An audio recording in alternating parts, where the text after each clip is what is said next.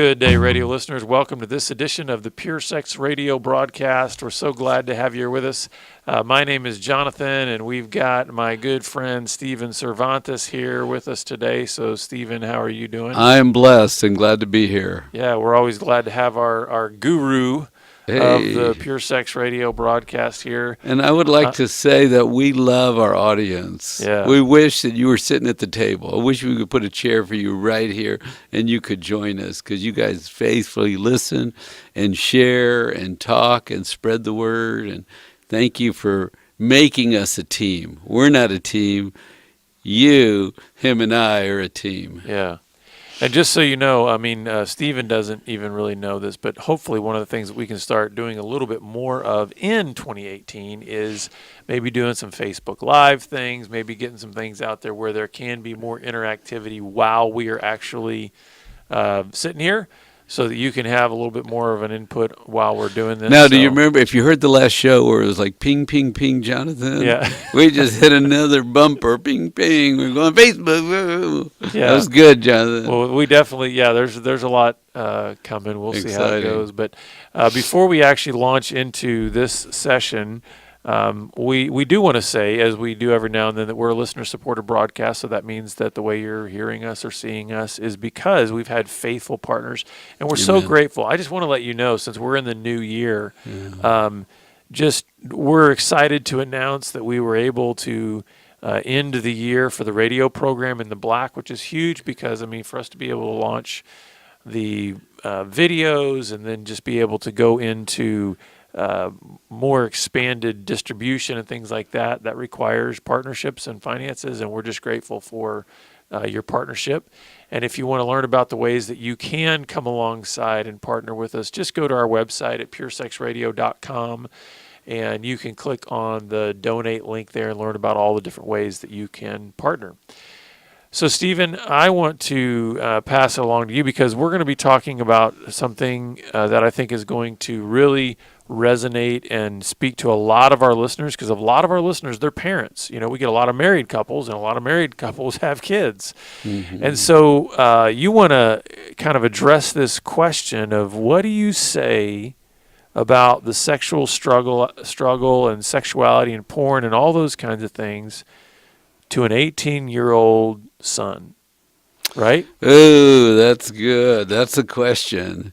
I think between you and I, you know, if we had an 18-year-old sitting here with us, what would you want him to know? What did you want your father to tell you when you were 18? What did I want my father to tell me? What would we tell your 18-year-old son if you send him our way? What would we say? Maybe we could do a podcast about that, you know? So that's what are we doing right now? Oh, that's what we're doing right now. There you go. That's what I meant. Yeah. Maybe we could do a podcast right now. That was the right. I got the wrong emphasis, didn't I? So I'd say, son, I got to tell you something about sexuality my father never told me, but I want you to know. Sexuality is going to be something you're going to have to manage all your life. I don't exactly get why it's so intense in our youth. I still don't get that. It gets a little better and easier to manage later. And if I'm real honest, then it drops off. But we're talking to an 18-year-old here, and you have to get the right mindset that sexuality is how God made you. And it's a difficult thing. It's like one of the things that's heavy in your life that you must lift and carry and manage well all of your life. Well, one of the things that I would say, there's two things that pop into my mind. One is, and this is what I would say, and I've got a son that's getting close to the 18-year-old mark, and these are things that I say to him. But one is that it is a winnable battle. I've been thrilled to realize in my own life that because of the truth that the same power that raised Jesus Christ from the dead now dwells in me, there is no struggle that's unwinnable. So even as intense as the battle can feel when you're 18 years old, it is a winnable battle. The other thing that I would say along those same lines is that the degree to which you fight this battle is going to determine to a large extent the kind of man you become, because it's so central to the fight to be a man.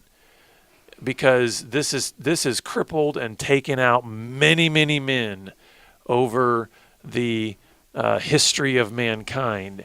And so I would say it's winnable, but it's also going to be, in many ways, the fight that determines the kind of man you become in terms of your integrity and your character. And so get in the fight and recognize that it can be won. So my comment was, you're going to have to manage yourself well. That means all aspects of yourself is needed in this fight. But you said this is a winnable. And so how are you defining winnable? What does that mean? What I mean is, like a lot of times when I describe my own story and then tell people where I'm at right now in my life, I like to describe it this way. I am completely 100% free from addiction, meaning the stronghold, meaning sexual temptation and sexual sin does not control my life. But although that I am 100% free from addiction, I am not free from temptation. Oh. So when I say that it's winnable, what I mean is it does not need to control and dictate the way you live your life and the decisions that you make. But you need to recognize, we've got to keep humility and recognize, listen, it's still a battle. It's still something that has to be faced. I mean, in many ways, the world today, even as a man now walking in freedom, the world today presents far more sexualized media and things like that than when I even started my recovery almost 19 years ago. So does that make sense? So it's like the temptation still exists, but it doesn't have to control you. When you say winnable, I'm thinking we crossed the line and we're done. And winnable could be today, or it could be when I look back over my life, did I win? Okay, yeah, let me try to help you. When I think of when I would say to an 18-year-old it's winnable, I'm looking at that in terms of a process, meaning that you can establish character that fights this battle well. Meaning even at 18 years old, I believe it's winnable as an 18-year-old. But you've got to make decisions that are moving you in that direction of not being bound by this, not being controlled by it, being able to have wisdom and make good choices, those types of things. So I'm not looking at winnable as a destination. I'm looking at winnable as a character issue, meaning that at any point, whether you're 18 or 80, you can be winning this battle. Because really on the winning side, right? I'm on the winning. I'm not on the losing side. I have more wins under my belt. Is that right? Well, again, I kind of am relating it to character more than anything else. And so the idea is character is always needing to be in development. Okay. So even if you have integrity at 18 years old, integrity at 18 years old is probably still going to look different than integrity at 40 years old and integrity at 70 years old. The only difference is you mature in your experience of how you, and also hopefully you mature in your wisdom.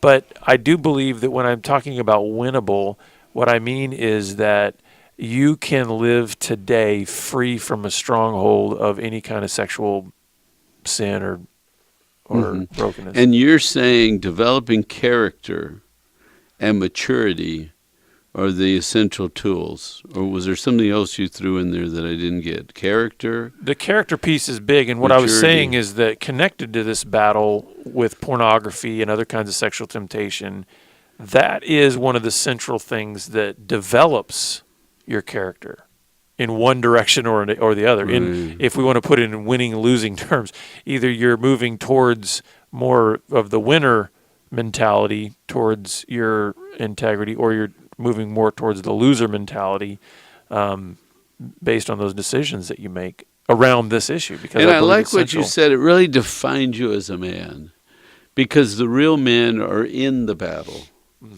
And the real men are managing their sexuality so it never gets out of control and drags them forward.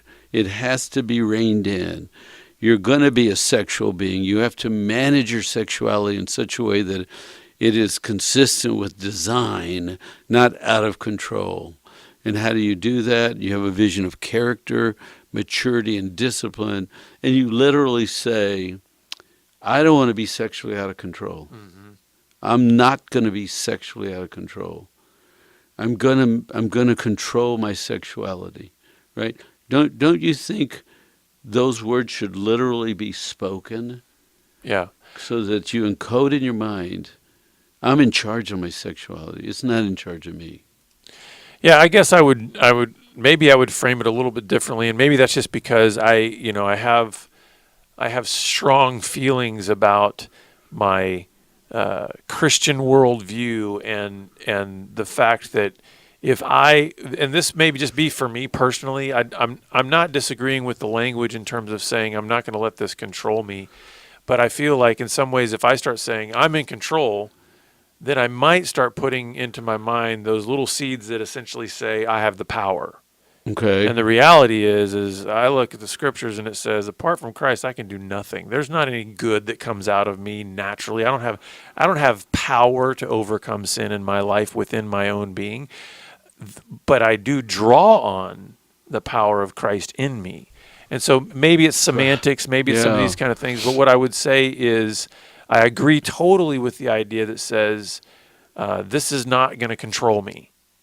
Now we can talk about what we say after that. No. And I think that's what the point I'm making is that I never said that. Did you say that growing up?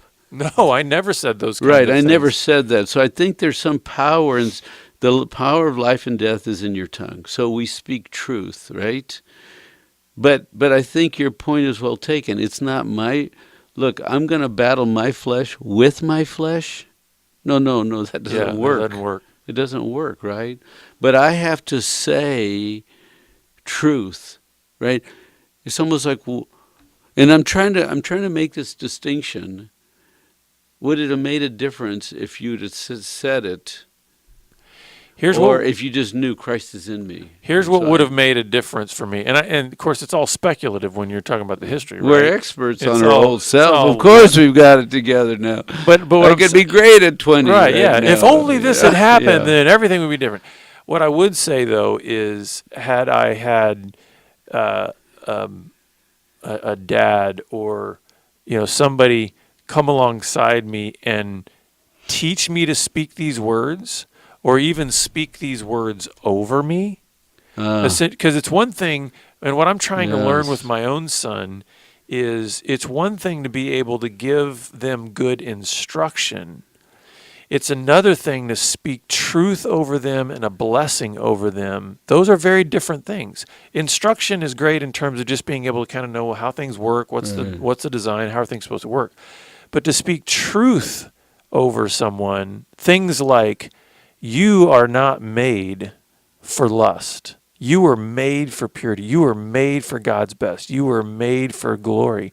Those types of things, then it's like, okay, that's truth that comes with a blessing that I think starts to reshape the mind. Yeah, but it creates a vision in someone's mind, right? Because remember, we don't know our own identity. Someone tells us our identity. Mm-hmm. And that's another good point. Is that here we're trying to say, what would you say to your 18-year-old guy, in terms of how to deal with this? One of the things is even prior to 18 is helping to cast a vision for what godly manhood looks like, for what sexual integrity looks like. The hope is that boy has a father that's modeling that for him. So if we want to shoot real quick to the ideal. Dads out there, if you are modeling for your son what godly sexual integrity looks like, then you're not going to have as pointed a conversation at 18 about what do you say to him about sexual, because all it's going to be is, son, I'm launching you into manhood now. I hope what you've seen in me, you replicate through your life. That's the hope that we have out there, is that dads are modeling this for but their I would son. push back a little bit to say that dad has to have a sexual talk too. right? Because yes, I've seen you, Dad, but I don't know what you're thinking. And Oh, what yeah. are you doing with this terrible battle? Do you have it too, Dad? Because my father never told me he had a battle. No, that's true. And so, Modeling and training are two separate things. okay. So obviously, modeling is, listen, you're just living it out in front Yeah, of your live a son. clean life. Yes. I guess what we're talking about here is then what's the training piece. All I'm saying is that a lot of times the training isn't nearly as difficult or awkward if you've been modeling. No, that's absolutely, it's consistent. Then I Yeah. can see that you lived it. But you do have to speak it. That's have right. to You got to speak it. say, what are your thoughts, Dad? What helps you? What have you thought? How are you tackling this? Is it bad in you, Dad? And also, what would you say, Dad, to your 18-year-old self?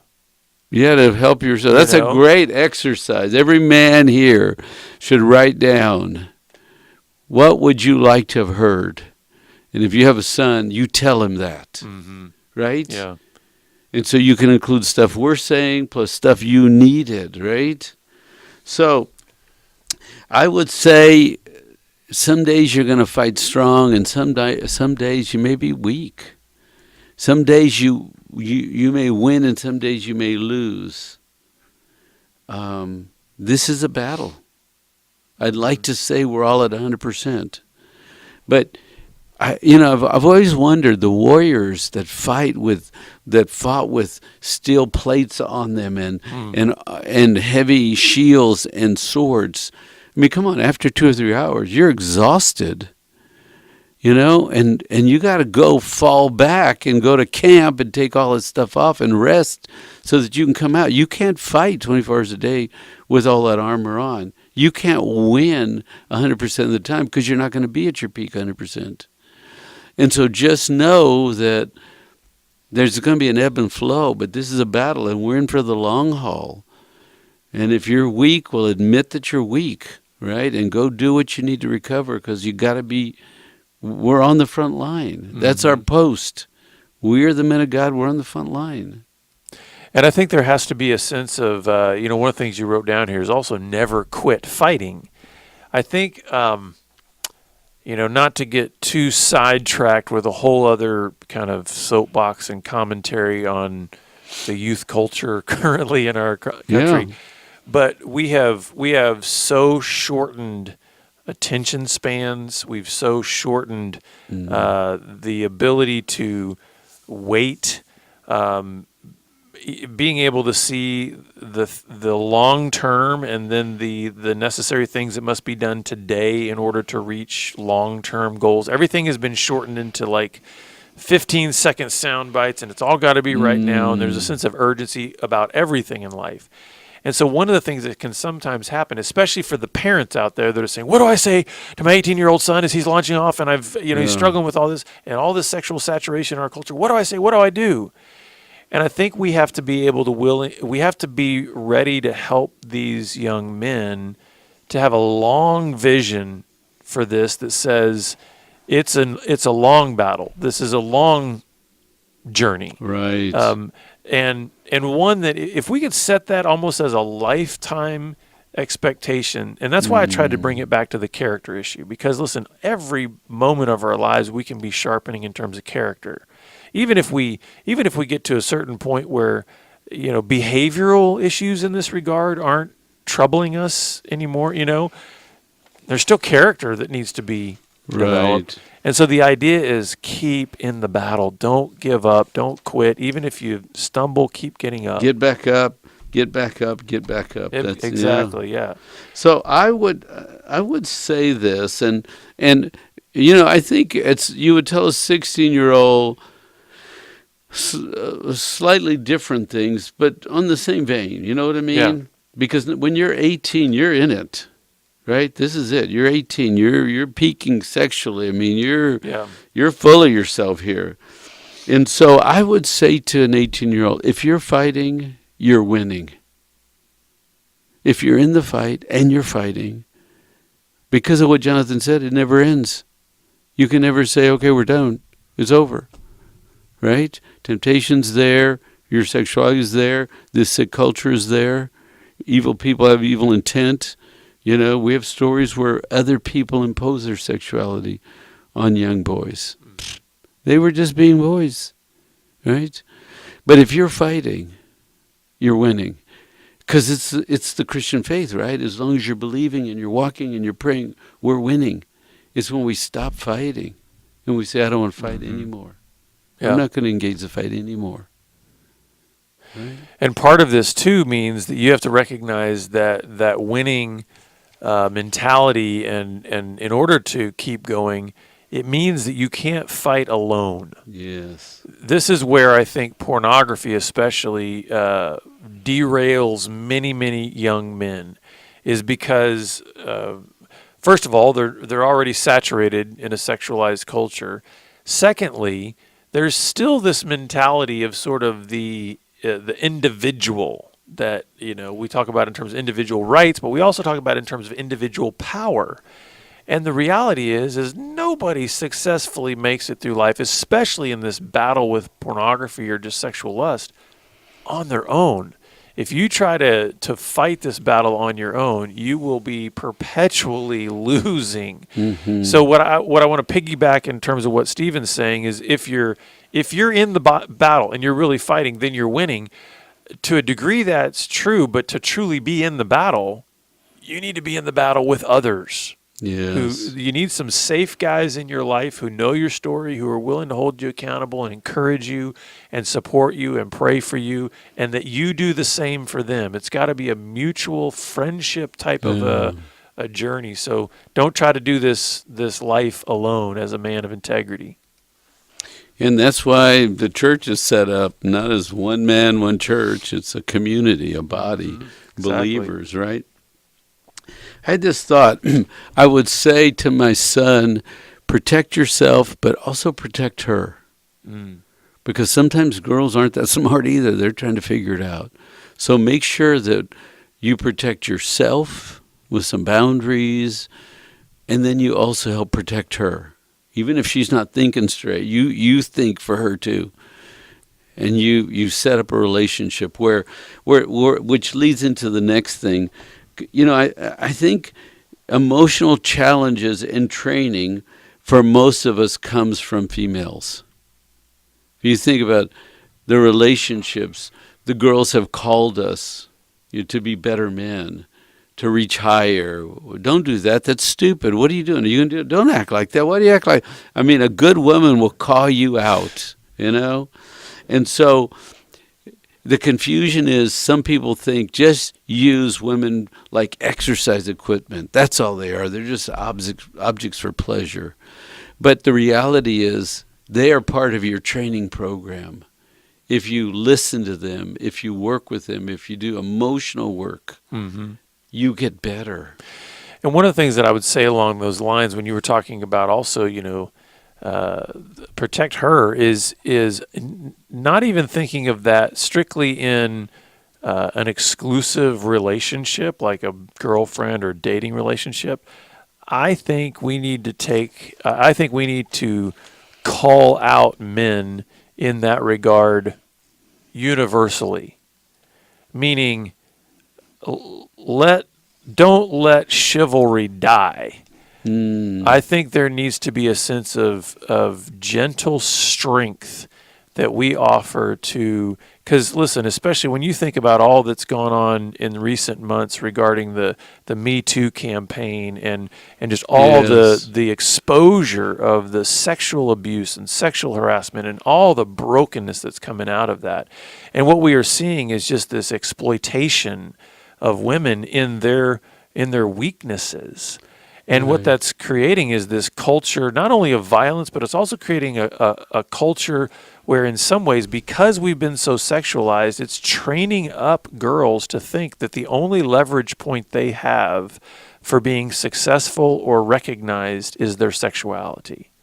And then men have been taking advantage of that. Men in power have been taking advantage of that. So what we need to do is we need to say, no, men do not take advantage of women. Right. Men protect women, and because there's intrinsic value to every human life, and that woman is valuable in and of herself without ever having done a single thing, good or bad. She has intrinsic worth, and men need to be called forward to value her and therefore to protect that integrity and that dignity. And so, wasn't it Spider-Man? I'm gonna quote. We use Bible quotes and Right. movie quotes. Yeah. That said, the line from the uncle was, "With great power comes great responsibility." Exactly. Right? Yeah.